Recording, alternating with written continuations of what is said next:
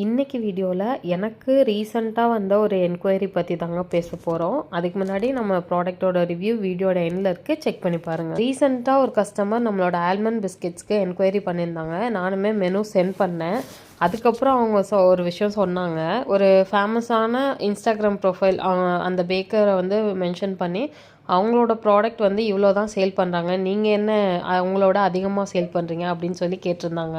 அவங்க மென்ஷன் பண்ண அந்த பேக்கரை நானுமே ரொம்ப வருஷமாக ஃபாலோ பண்ணுறேங்க. சொல்லப்போனால் அவங்க நிறைய டைம் வந்து நான் இன்ஸ்பிரேஷனெல்லாம் எடுத்திருக்கேன். அந்த கஸ்டமர் ஏன் கம்பேர் பண்ணாங்கன்னு தெரில, பட் ஒரு பேக்கரோட இன்னொரு பேக்கரை வந்து நீங்கள் கம்பேர் பண்ணாதீங்க. பிகாஸ் நான் என்னோடய ப்ராடக்ட்டுக்கு நான் என்ன ரா மெட்டீரியல்ஸ் யூஸ் பண்ணுறேனோ அதை பேஸ் பண்ணி தாங்க ப்ரைஸ் ஃபிக்ஸ் பண்ணுவேன். அவங்க வந்து அவங்களோட ஆல்மண்ட் பிஸ்கெட்ஸில் ஒரு 40 to 45 கிராம்ஸ் ஆஃப் ஆல்மண்ட்ஸ் வந்து யூஸ் பண்ணுறாங்க 250 கிராம் பிஸ்கெட்க்கு.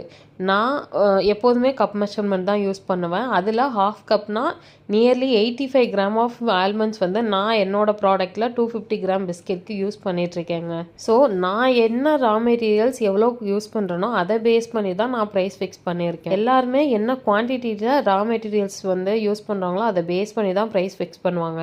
ஸ்டார்டிங்லேருந்தே நான் ஃபாலோ பண்ணுற ஒரு விஷயம், குவாலிட்டியில் எந்த காம்ப்ரமைஸும் பண்ணக்கூடாது. ஸோ காமனாகவே நான் என்ன சொல்ல வரேன்னா, ஒருத்தவங்களோட இன்னொருத்தவங்கள கம்பேர் பண்ணாதீங்க. உங்களுக்கு என்னோடய ப்ராடக்ட் குவாலிட்டி பிடிச்சிருந்தா என்கிட்ட பர்ச்சேஸ் பண்ணிக்கோங்க.